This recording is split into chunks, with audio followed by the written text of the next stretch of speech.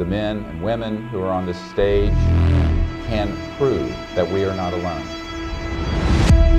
Oh my gosh.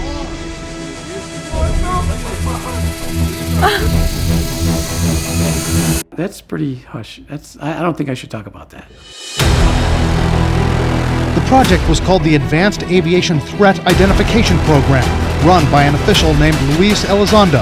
I think this is a national security imperative. This is the next big thing they want the public to be afraid of. Have you not watched Unacknowledged? What is Unacknowledged? You gotta watch Unacknowledged. What is that one? Okay, you gotta watch Unacknowledged. What is it? You gotta watch Unacknowledged. Things started to appear.